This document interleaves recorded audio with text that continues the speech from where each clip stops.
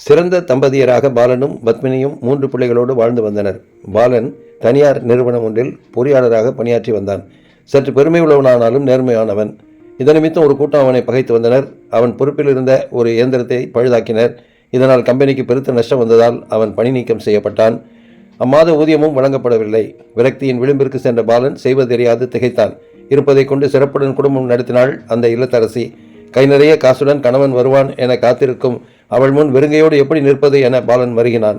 வீட்டிற்கு வந்த கணவனின் முகம் வாடியிருப்பதைக் கண்டு பத்மினி துணுக்குற்றாள். வேலையை இழந்ததை கேட்டவுடன் பொற்சிலை அவள் கற்சிலையானாள்.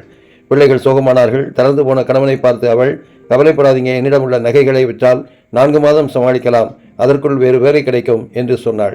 மன உறுதி கொண்ட பாலன், நகைகள் வேண்டாம், நான் பார்த்துக் கொள்கிறேன் என்று சொல்லி புறப்பட்டான். அந்த ஊரில் பாலன் ஏற்கனவே பணிபுரிந்த கம்பெனிக்கு போட்டியாக அதைவிட பெரிய நிறுவனம் ஒன்று இருந்தது. அங்கு சென்று வேலை கேட்க சென்றான். ஆனால் அந்த கம்பெனியில் முக்கியமான இயந்திரம் அங்குள்ள யாராலும் சரி செய்ய முடியாத நிலையில் பழுதாகிவிட்டிருந்தது. வேலை நின்றதால் எல்லாருக்கும் பாதி சம்பளம் மட்டுமே கிடைத்தது. அங்கு சென்ற பாலன் அங்கிருந்த தொழிலாளர்களிடம் வேலை தேடி வந்ததாக கூறினான். மனதிற்குள் அவனை ஏளனம் செய்த அவர்கள், இதுதான் சரியான நேரம், உள்ளே வேலை கிடைக்கும் என்றார்கள். அதை நம்பி பாலனும் உள்ளே போனான். பாலன் அங்கு நின்று ஜெபித்தான். அங்கிருந்த அதிகாரி ஒருவர் அவனுடைய திறமையை அறிந்திருந்ததால் அவனை பழுதாகியிருந்த இயந்திரத்தை சரி செய்ய வாய்ப்பை கொடுத்தார். பாலன் அங்கு சென்று அந்த இயந்திரத்தை கவனமாக சோதித்து தவற்றை கண்டுபிடித்து அதை பழுதை நீக்கி இயந்திரத்தை வெற்றிகரமாக ஓடவிட்டான். அனைவரும் மகிழ முதலாளி அவனிடம் வந்து அவனோடு கைகுலுக்கி அவனுக்கு அங்கே இயந்திர பிரிவின் மேலாளர் பதவியை வழங்கினார்.